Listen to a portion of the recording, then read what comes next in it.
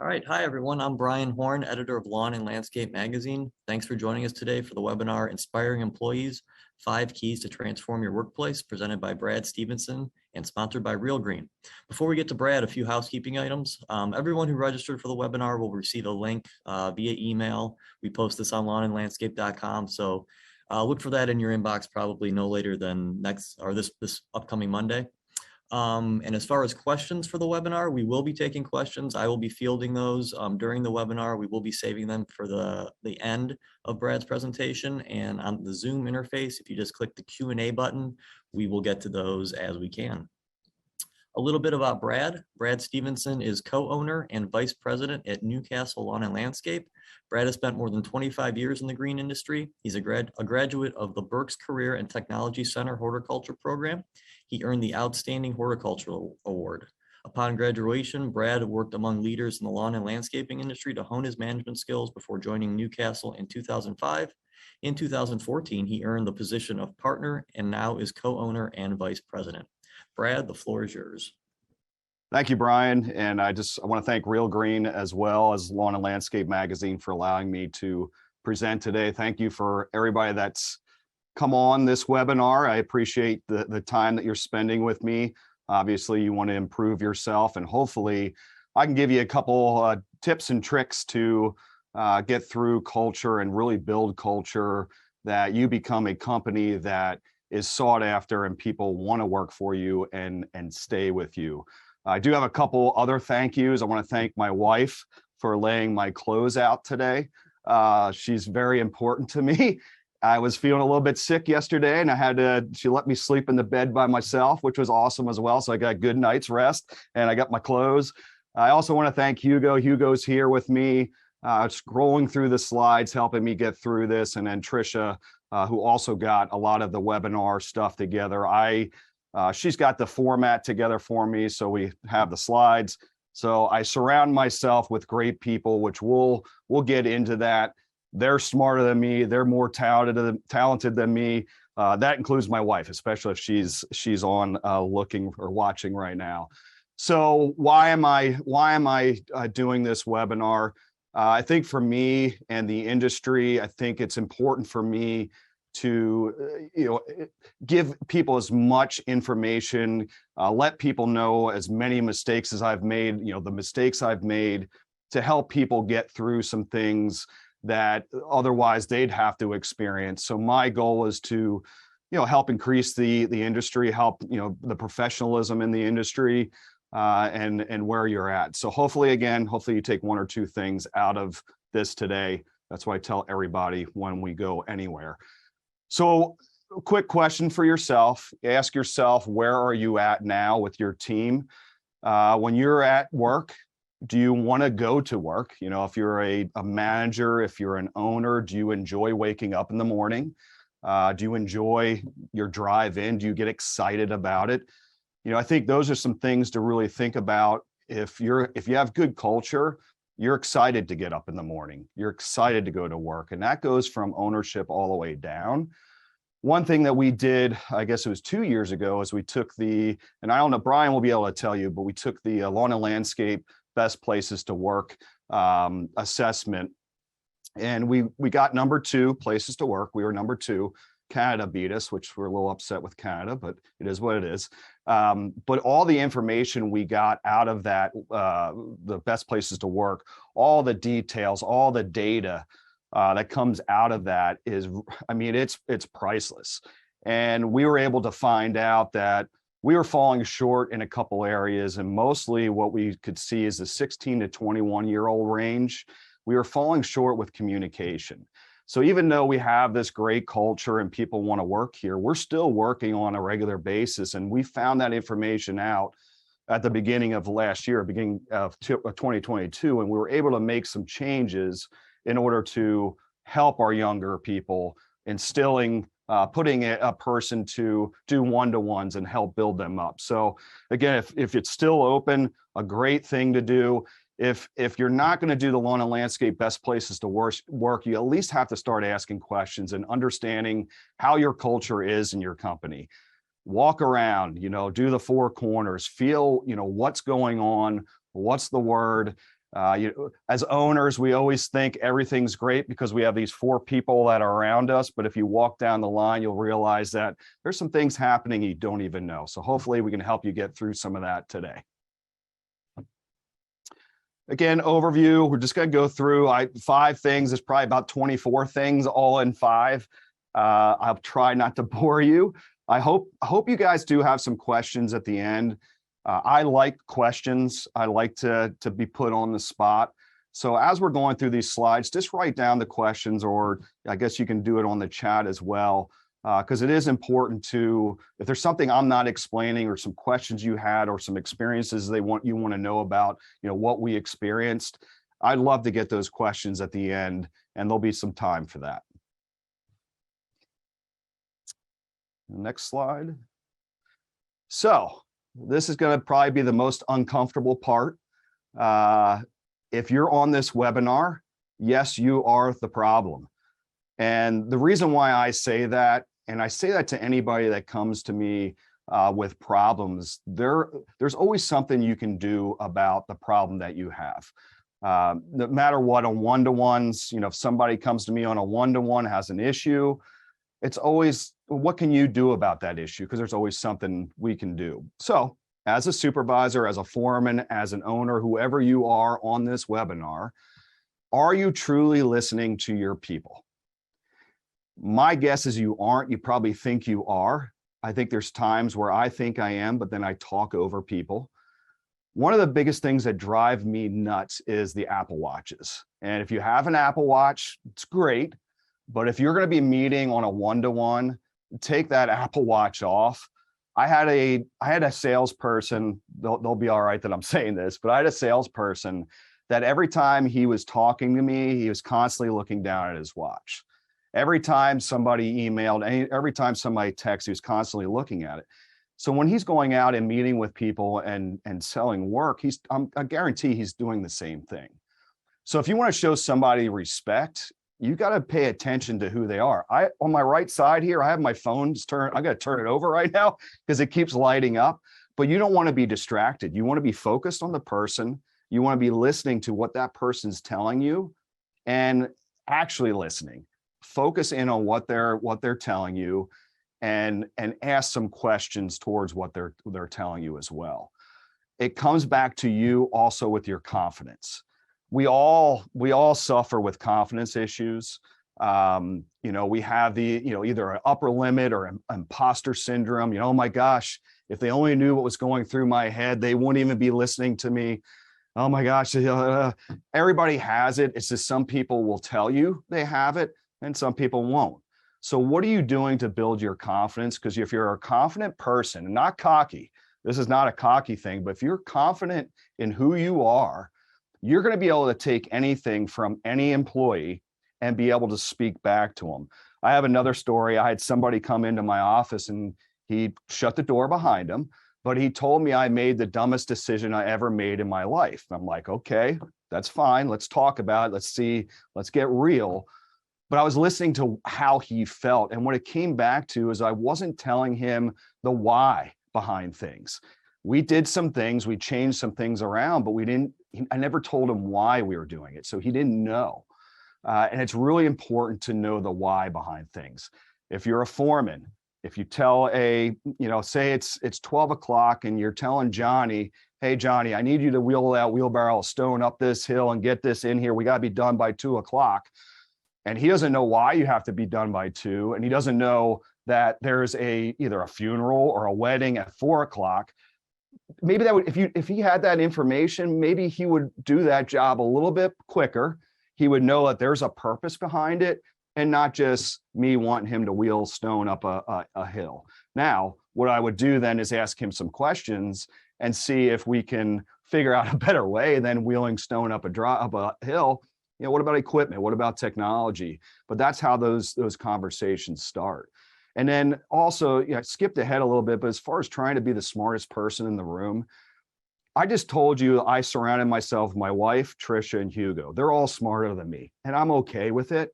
And it comes with confidence, but you've got to surround yourself with people that are smarter, better than you, more talented in areas where you're short. I don't know a thing about IT. I don't know a thing about marketing. I don't know a thing about being a wife. But I surround myself with these people, and that's how you build culture. Is as an owner, surround myself with people that are really smart and let them do their job. As a supervisor, surround yourself as a supervisor with smarter people, and it goes down the line. I started out at Newcastle being a laborer basically 17 years ago, and I worked my way up into management and then ownership. That wasn't because I was the best out there. It's because I created teams. I built teams around me no matter where I went, and that is crucial. Next slide, Hugo. So this is a big question I get a lot. How can I challenge people and still inspire them and still motivate them? And a lot of people think of challenge as like being aggressive. And you don't have to be aggressive when you're challenging people. Challenging people is telling people the truth. And when you're challenging somebody, you got to make sure that you are caring about that person. All of our employees here at Newcastle, I care about where they're going in their life. I don't care how much money they're making for me. It's great that they're making money for the company so we can do all these things, but it's more about the person. And if you truly care about the person, you can then build up that emotional bank account to then challenge somebody to be somebody they didn't think they could be. There's a saying, I may screw it up, but there's a saying it goes like this. If you, hold on, look at a man for who he is, he only becomes worse. But if you look at a man for what he could be, he becomes what he should be. So I am a firm believer in looking in deep into people. What can they be? Because we all want to be great. But in order to be a leader, you got to look at people that might be going under the radar and find some good qualities of that person and help build them up. So you want the best for that person. And again, if you're running a company or if you're a supervisor or a manager and you don't want the best for the people below you, you're in the wrong spot.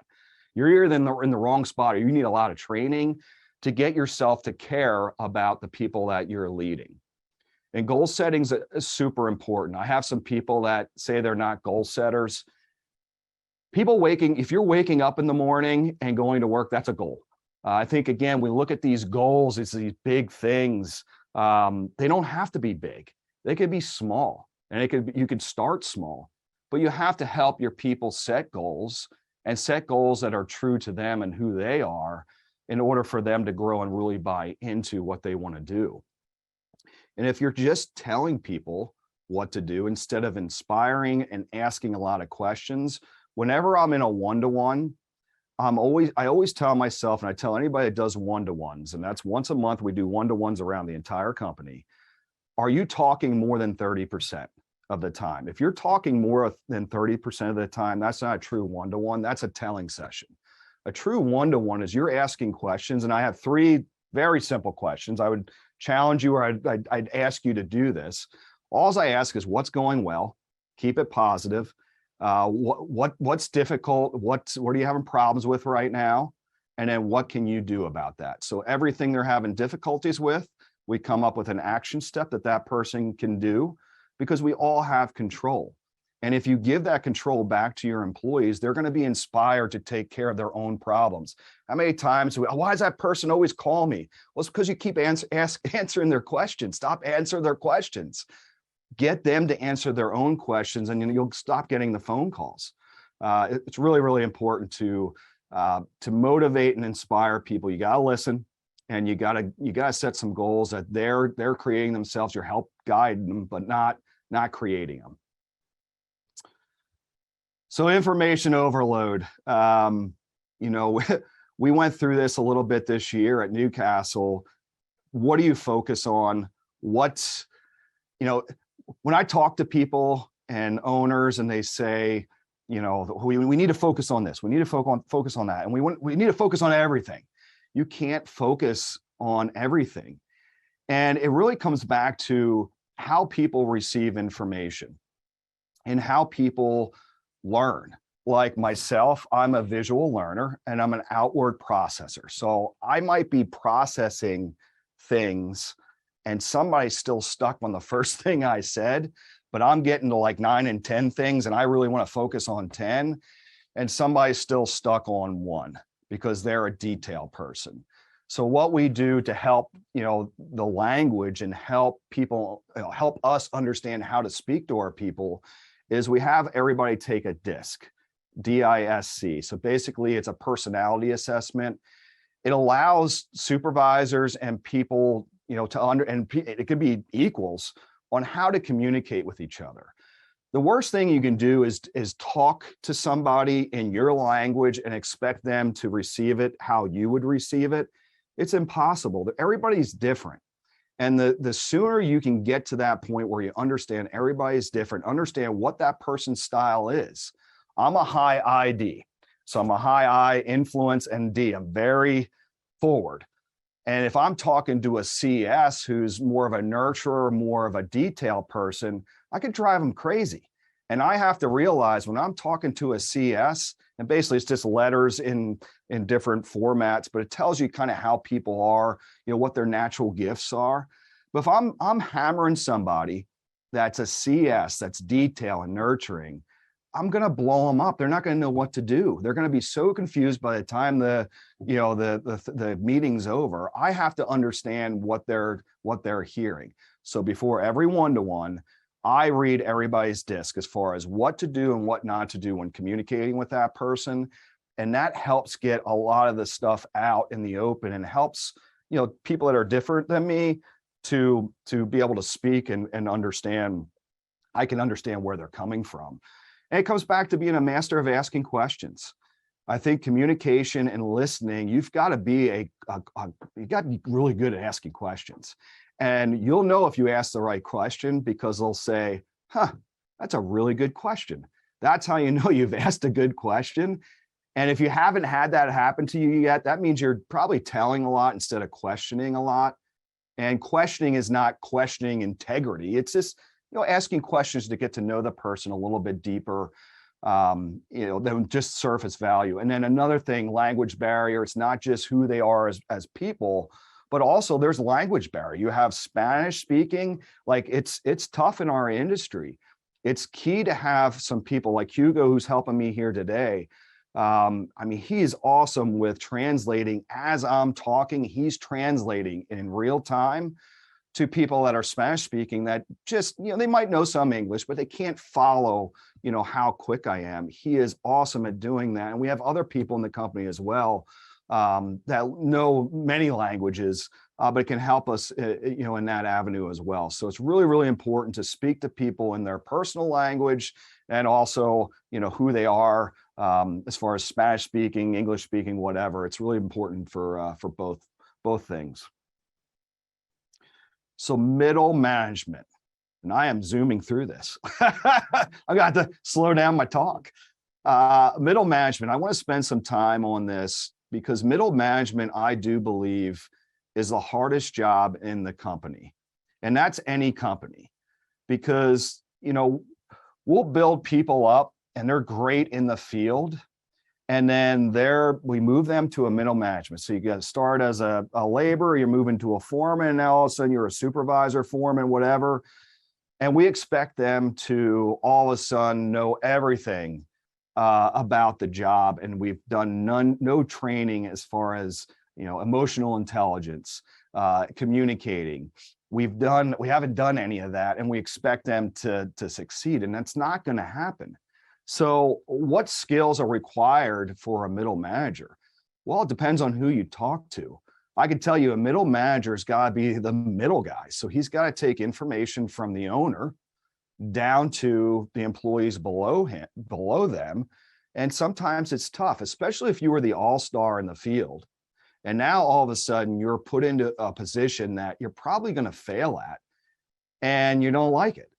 So what are you doing to train your people? I can tell you for the DISC assessment, going through that, training our middle managers on how to understand how people communicate has been key for us. We've also sent people to our local chamber. They have done some leadership training, but middle managers, they've got to be leaders, like they're up and coming leaders. But we make the mistake of promoting people that have been really good at install to now all of a sudden they have to lead a bunch of people and they've got to filter information down. And it's tough. So you're getting complaints from the owner. You don't know what to do with because you'd never talked to the owner before. And now you've got to help inspire. You've got to inspire your people to then push or do whatever. And that middleman, as far as filtering, sometimes that complaint goes straight down to the foreman, to the laborers. And if you're a supervisor and you're pushing that information down, there's no filter. The people below you aren't going to know what to do with the information you just gave them. They're going to be confused because they have no power. They have no power to do anything about what you just complained about. Say an owner's complaining because they're not hitting hours and, in the ground totals aren't where they need to be. And you tell the laborers, hey guys, we're just not hitting our numbers. What does that even mean? It's funny because this year, and we'll talk about numbers here a little bit on the next slide, but we're not there yet. But this year we had that happen 6 weeks before the end of the season. And I'm glad this happened.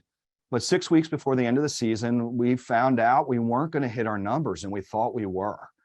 So we had this massive push to try to get to our numbers, our budget, or this hypothetical number. And the information went around the entire company. And I didn't realize the damage that it was causing until I started asking questions. So I spent a day and went around and asked 20 people, probably 15 people, what does it mean to you when we don't hit our numbers? Like, what does that mean? And I'd say about 10 of them said, well, when we don't hit our numbers, that means we can't pay our bills and we may go out of business. I'm like, oh, okay, well, that's not what we want to get across. It's more, we're not hitting our numbers. We need a push, but it's an infinite game. It's this long game, not this short game. We got to do a better job of explaining that. And that came with our middle managers, because the information went to our middle managers and they didn't really know what to do with that other than transfer it down. And it kind of blew up in our face. But I'm a firm believer that everything happens for a reason. We had a surge. We had a lot of people asking a lot of questions, which helped with communication. And going back to the communication too, on the middle management and even above and below, in order to communicate, if you've ever told yourself or you ever said, well, nobody told me, I didn't know that, or I wish I would have known, well, start asking more questions. If you're a foreman, ask more questions to your supervisor. Ask the why. If you're not getting that why, which is really important, you need to keep asking questions to understand why we're doing this. And then, so our middle manager should have asked, why do we not hit our numbers? What happens if we don't hit our numbers? So then they understand a little bit more. So this year we helped them get into budgets a little bit more to understand more, because we have a lot of new people in new positions. And that happens with growing companies. As you grow, you're going to grow these middle managers up. And we have a whole group of people that are almost brand new with not much training. So it's our job to really focus on the training and get people to know what they're doing. And then who to listen to. Middle managers, they feel like they're stuck in hell.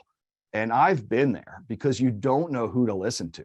You got your foreman. If you're a supervisor, you got your foreman telling you one thing, and then the owners are telling you another. And now you've got to make this decision as a middle manager that you're trying to make both people happy. You start chasing your tail because you can't make everybody happy. So this, as far as the middle management training, I'd really focus on problem solving and taking ownership. When I was a middle manager, I always had a backup plan, or at least something that if the owners were going to say something to me, I knew exactly what I was going to say on why I made a decision I made.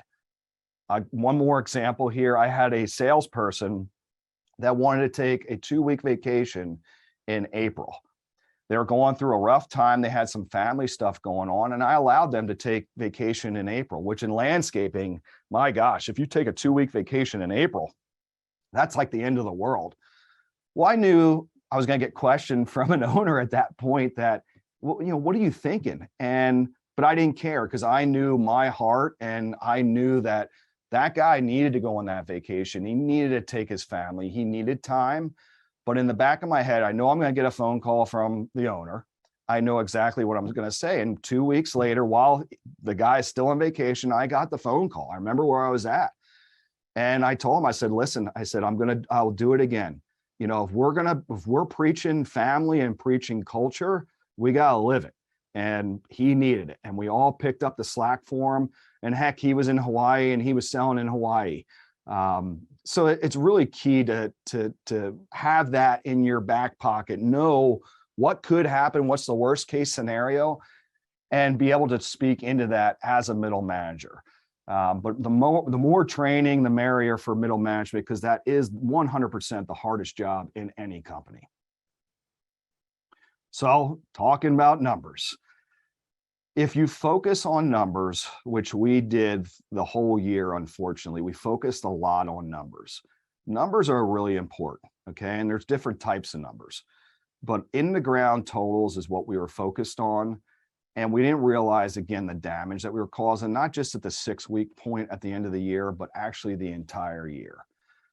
We had a construction division that had weekly totals that they were in production meetings every single week. And the first week they were off track and there was no way to catch up. So every single week they were off track and they had to show that in front of all their friends, all their peers, and constantly to say, we're off track, off track, off track. And it's just not a good feeling. You feel like you lost. And we weren't just measuring in the ground totals, we're also measuring efficiency. So we went over on some jobs on hours, and our efficiency was like 40, 50%, which is really low. We were shooting for 95, which was really high as far as being 95% efficient. It should be more like in the 80s, but we were losing from the get-go. So it was a new middle manager, new supervisor. He was trying to fix it as we went on, and he thought it was his responsibility to fix because it's his job. And this is one thing why I hate job titles and job descriptions, because those job descriptions are it's a piece of paper, okay?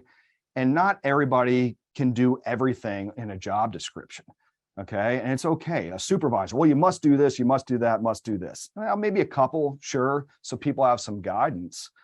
But he thought he was responsible for everything, and he wouldn't ask for help. And I can tell you in the younger generation, the millennials especially, which a lot of people talk bad about millennials. Listen, if you talk bad about millennials, that means you're not inspiring them to come work for you. You're not showing them a bigger picture. But especially with the millennials, they don't want to do anything wrong. They don't want to make mistakes. Nobody wants to make mistakes. But we didn't do a good job on our upper level management on telling people, hey, we're here for them, getting them in, talking to them, and helping them through stuff, and really identifying with how they're feeling without them having to come to us and tell us how they're feeling. And that's something that we need to get better on as a company, is the feeling and getting a feel. And that's why I said, as owners, supervisors, take a walk around. Don't just stick in your group of people. You got to get around to see what's going on and understand how other people feel in different positions. So if you focus on the numbers, you're going to lose every time. And when we started the company in 1994, we focused on quality and people. That was our focus. And then when you start doing budgets, you start looking at numbers more, so you start focusing on numbers. But the numbers always came after the quality and the people, and we forgot that. You start focusing on just the number. But if you focus on the quality of the job and then the people, the numbers are going to follow. It always does. Is it going to be in a year? Maybe not. But a year is such a short time frame. I mean, we look at a year because it's the tax purposes, right? I mean, if you're in this for 10, 15, 20 years, you can't just look things at a year at a time and then press reset. That's not how it works. You know, Simon Sinek, he's another great author, a great guy. I watch some of his stuff, but it's the infinite game.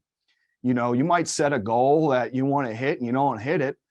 Well, how'd you get to that point that you didn't hit? Were you growing? Were people growing? People improving? That's what I look at, you know, in a company, is how are the people growing to try to hit that goal? It's not necessarily the goal, but how are they getting to that goal? Because we'll hit that goal no matter what. It just may be 13 months, 14 months. And then how are we treating our people? So if you focus on the numbers and that's it, you'll lose all day long. Focus on building your people, getting them trained, whatever you can in training. Right now, we're doing weekly training with all of our foremen, supervisors, even down to laborers. We're doing training on emotional intelligence, problem solving, what they can do, what they can't do. This time of year, it's really important to do that. So when the spring comes, they're set, they can control their own destiny, and they're not relying on you to answer all their questions. So answering questions, we need our middle managers to be problem solvers. I don't want middle managers coming to me to problem solve. So when you're having one-to-ones, again, pushing that problem back onto your middle management for them to figure out, it's really important to help them understand, listen, you have the power to solve your own problems. I'm not here to answer them. And that's going to help them grow and become the future leaders of your company as you grow. So how many people do you have around you that are smarter than you, and how are you growing them? And again, don't focus on the numbers, focus on training up as much as you can and getting people to a level that they just didn't think they could get to. And there's one other book I want to say is The Leadership and Self-Deception. It's a group that wrote the book, but I have all supervisors, all managers read that book. And it comes back to the whole thing we're talking about. You are the problem. Because no matter what problems you have, you're always part of it. So it's like a parable. It's more of a story in story form, which is the books I like to read. But it kind of gives you some insight and goes through a guy that is running a business and blaming people. So it'd be a really good book for you guys to read. And again, all of our management, I tell them to read it. I don't know if they do, but I ask them to read it. It's been important for us as we grow managers. So now we're getting to the questions and answers. I zipped through this. I timed myself before. I was 37 minutes, so probably missed about 5 things. Just think about what I just talked about. Think about your company as a whole, and where do you think you're at? Are you training the next person up no matter where you're at? Are you training somebody to take your spot? Or is it just you? And I think it's just really important to think about where you truly stand. And for us, we run the EOS system. So they have its traction. That's another good book, Gino Wickman. But if you do the company checkup, or if you do the Lawn and Landscape's best places to work, do something like that to really see where you're at if you don't know where you're at. But it all starts with you. Everybody on here, it all starts with you, and you have to start to make the changes in order for everybody else to change. So again, questions and answers. A little bit of questions would be great. I don't know if I'll have the answers, but if we can roll with them, that'd be awesome. Yeah, Brad, we got a couple of questions about the book you mentioned. What's the name of it? Leadership and Self-Deception. It's by who? It's a group. Okay. It's not an author. It's a group. Okay. I believe it's the only one that's called Leadership and Self-Deception, and I can share that with you. Okay. How do you handle onboarding of new employees? So how do we handle onboarding of employees? So first off, this is going to be a 5-step question, and we do that for a reason. So we have different steps on what people have to do in order to get on our bench right now. We have a bench of 12 people that are waiting to come to work for Newcastle that we have waiting until spring. But they got there by, first off, they contacted us. We do a phone interview. And then if we like them, then we'll set an in-person interview, but they have to go through a bunch of steps to get here. Once they're here, we have a training day. Every spring we have a training day. So we take a full day and we mix all departments. So it's office staff is with landscape, with hardscape, and it's a competition. It's a fun day. But we go through every division we have here: office, sales, design, mowing, hardscape. Every division we have a station. So it helps to kind of see, what everybody does, which is really, really important. And then we're working on training modules as well as like baseline, how to start a weed whacker, how to start a, stuff. And that way, when they go out to work with the supervisors or foremen, they kind of have an idea of the tools that are being used and that sort of thing. We did use a training software about 3 years ago. It was just too complicated, so we created our own and in some systems, and it seems to be working out well. But one other thing too, we haven't had any turnover in 3 years, and we keep growing. We keep bringing on new people, but the majority of our employees, I think I can think of one person that we brought off the street. It's always somebody who knew somebody, a friend of a friend. So we got past a lot of the pre-qualifying part of things just by people knowing people. And that's how we build our company. We have 82 employees now. And it's all people that knew other people. That's how we got them. Okay. It seems to me at this very moment that money is the biggest motivator for all of my employees. What are some other good incentives besides money? That's a really good question. See, I told you, if it's a good question, I'm going to say it's a really good question. It's for us, it's about being a part of something bigger than them. It's as simple as that. So for us, our future, our picture is one of them is to help autistic people that, once people with autism are over 21, they get lost in the system. So we're trying to create training and a work environment that they could then have gainful employment to then create a better life for themselves. So it's bigger picture stuff, helping out in the community. I think having picnics and having our Christmas party this year. And listen, I had to cancel our formal Christmas party, which I probably shouldn't have done, but we had a non-formal Christmas party, which was awesome. We had team races. Everybody was intertwined. You have these Christmas parties, these formal Christmas parties, you think everybody wants to go to. They don't. They feel obligated. Half the people don't show up. So we have things that we just bring people together. And I can tell you, with Hugo being here and really just bringing in all the different cultures, it's a fun place to be. And if you create a fun work environment, listen, you got to work too, and everybody needs to make a living. Like, I get that. But you have to figure out, okay, you want to make sure you're paying your people right, but then also, what are you doing that's fun? I mean, if you walk through Newcastle, all you hear is laughing. That's all. I mean, everybody's smiling. Listen, do we have bad days? Yeah, we do. We're not perfect, but it's all about what you're bringing. And if your culture isn't laughing, then you got some wrong people, on the team, wrong people on the bus that you might need to move on from, because everybody's got to be moving in the right direction. And I think that's a bit in the one-to-ones. If you're looking, listen, if you're asking people what they're doing in their personal life and how you can help them, and we always hear, oh, check your personal life off the door. Who can do that?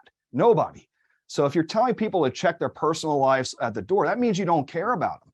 You don't care about what's going on in their personal life. They will always bring that to work. Now, is there an excess? Sure. But really care for that person. It's funny, and something everybody should try here, and I've told probably a couple people that are on here. First off, smile.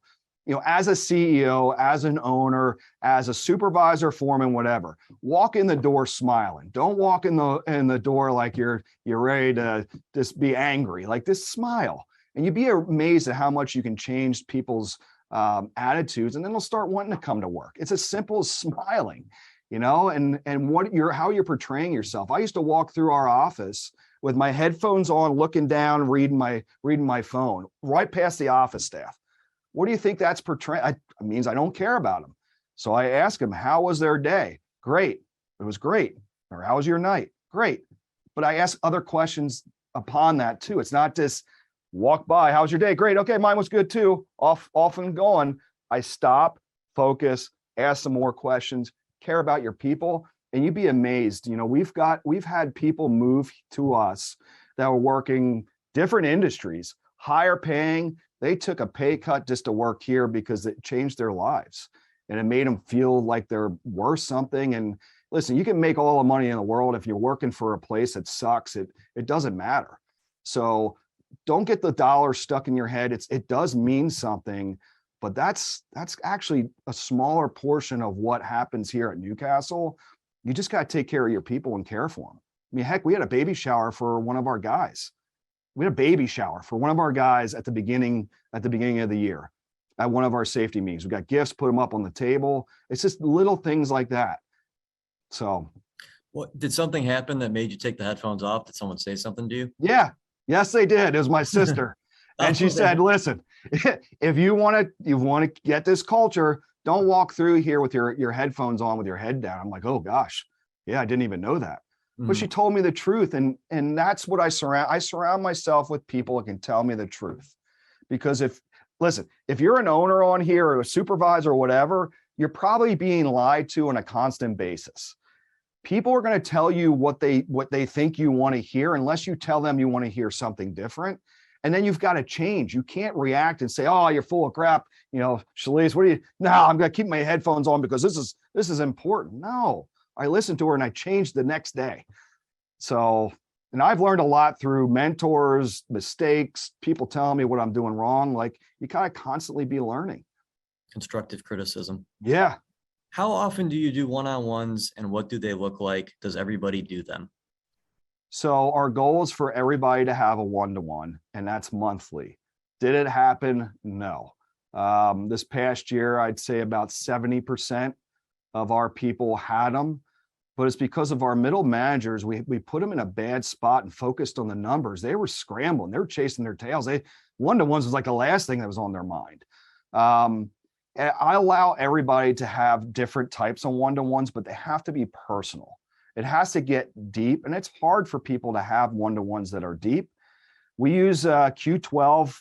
I've used that as well for like questions in case people are stuck with questions. There's some questions on that through the Gallup poll. I use the 3 simple questions: what's going well, what's not going well, and what's the one thing you can do about it. And that's opened up so many doors and so many things if you just listen.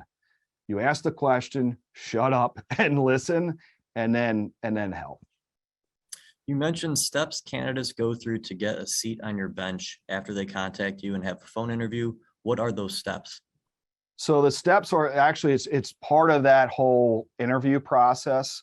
So we tell people they need, if they call in and say, I'm looking to, can I come in and fill out an application? No, we need you to go online and fill out an application online.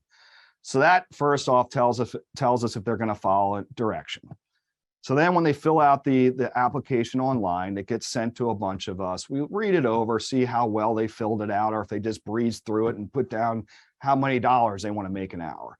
So we can tell a lot about that person just by if they follow the direction to know, hey, don't come in here. We want you to fill this out first. We also do, before we bring anybody in, we do a driver screen as well. We've hired people in the past that weren't insurable.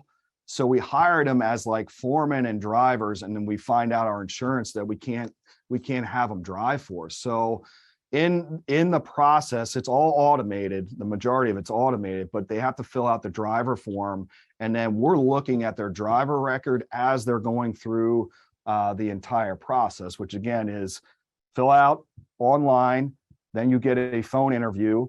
And that phone interview is one of our culture crew members. We have a culture crew too. So basically with culture and everything, I brought all the people that are I's and S's in a group to make sure culture is going around. But we have one of our culture crew members does the phone interview, gets a bead on whether or not that person will be a good fit or not. Then that gets pushed off to a manager, who will send an email to that person. Let's set up a in-person interview. I'm open this day and this day. The key of making sure you have times set for the interviews, you have to see if they're willing to move to your schedule versus you moving to their schedule. Because we always get desperate in hiring people. So, I'll meet you in a coffee shop tomorrow. Well, no, like you've got to be more systematic with this, and you'll find out who you're bringing in really quick. Then with the in-person interview, if it comes down to, okay, I think it's a good fit, but I'm not sure, I might get in, or one of the owners might get in on a second interview And then that's when, it's either the managers or myself put them on the bench and say, listen, so what do you say to somebody? When I was asked that the other day, what do you say to somebody you put on the bench? Well, we interview all year long. We're always looking for great people.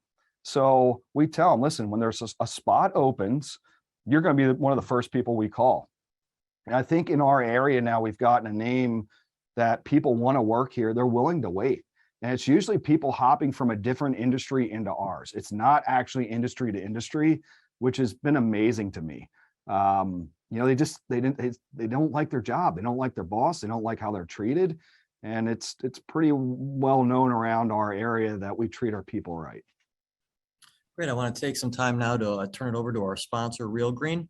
Austin Schmidt is an account executive at Real Green. He started in the green industry in 2015 as a sales and marketing manager for a locally owned and operated company in Southwest Ohio. During his 6 years there, the company's yearly revenue grew more than 400% and added 3 new service divisions: landscape and athletic fields, plant health, and pest control. Since joining Real Green, Austin has been able to share his experience in the industry, sharing his insights on how to improve revenue growth, company efficiency, and customer satisfaction with Real Green's integrated software. Austin, I'll turn it over to you. All right, Brian, thank you very much for the introduction. Brad, really enjoyed your talk there.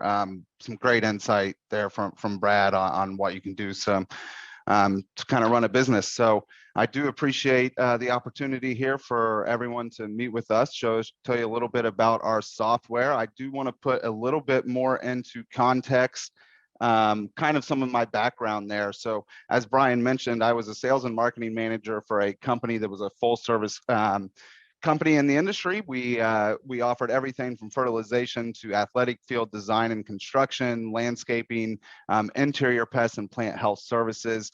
As he mentioned, the company experienced about 400% revenue growth in 6 years. A lot of that was done through the combination of Real Green marketing services that are integrated right into the software, everything from automated marketing to direct mail. So it was a key to us in growing our business. And one of the questions I want to ask everybody today is are you cross-promoting your services enough, or are you allowing competitors to be on your property? One of the keys to our growth with the software that we had was that we were actually cross-marketing all of our platforms as much as we possibly could. Your current customers are our best prospects to grow your revenue with. We already have a trust established with them. And one of the things I hated hearing most as a sales manager was, I didn't know you offered that service. Are you hearing that a lot from your customers right now? And how do you change whether or not you're hearing that from your customers? We also grew from 15 to 40 full-time employees when we were with Real Green. They handled every step of the growth for that company.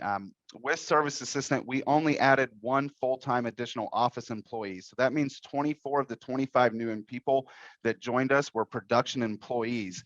Another great question to ask yourself: if you were to grow by 400%, how many additional office staff would you need to hire? Would it be 1, or would you need to hire a lot of office people to handle that type of growth?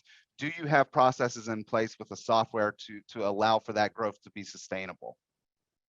The key to that for us was working smarter and not harder in the office. Service Assistant provided more efficiency and allowed the software to automate most of our day-to-day processes. So ask yourself, where can I improve my efficiency behind the scenes with your company? Are you working smart enough? The return on our investment from the software with Real Green grew exponentially from year to year, for the simple fact that we grew more and more efficient every year we added on. We were doing things better and smarter, not just working harder. With Real Green, there are over 130 reports in the system to manage your day-to-day business, month to month, year to year. This allowed us to better plan for our production, our product inventory, and made projecting future sales more accurate and precise.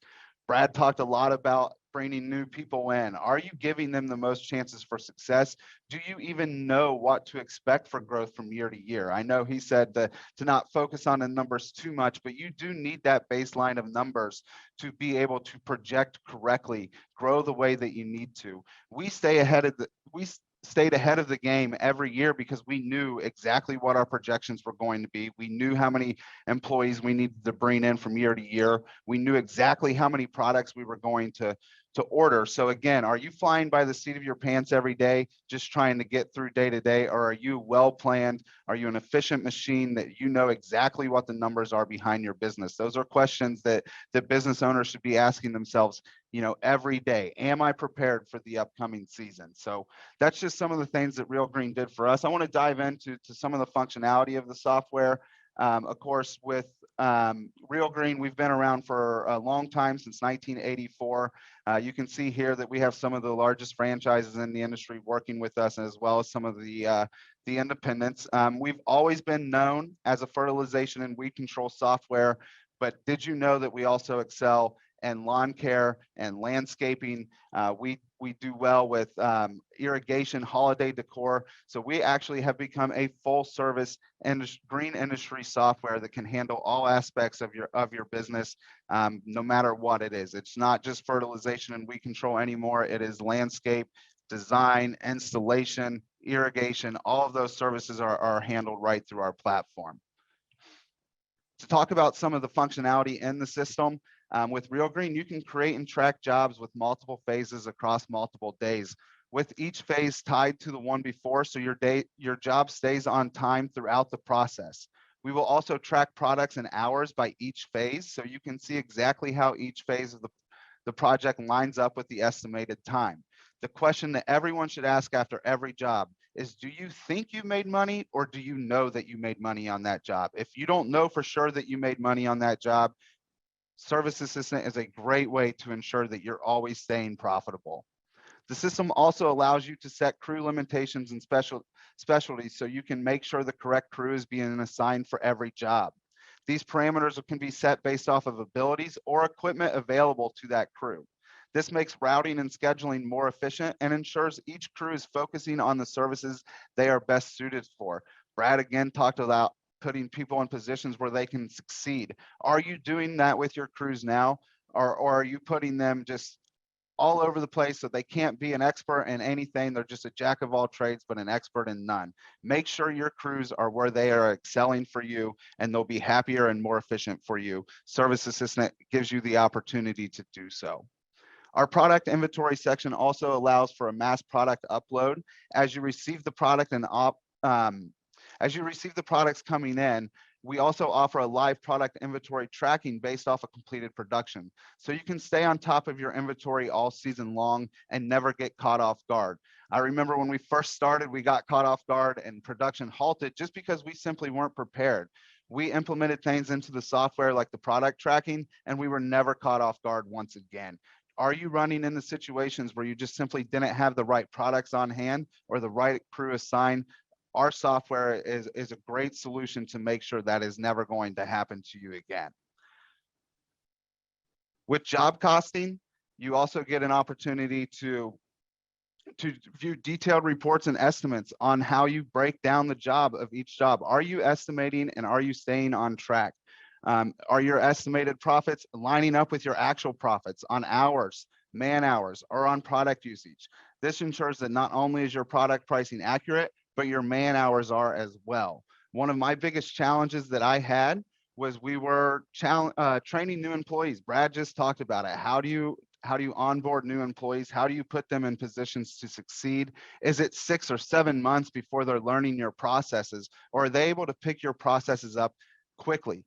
Automating your processes with Service Assistant is a great way to make sure new employees are coming in better trained than ever.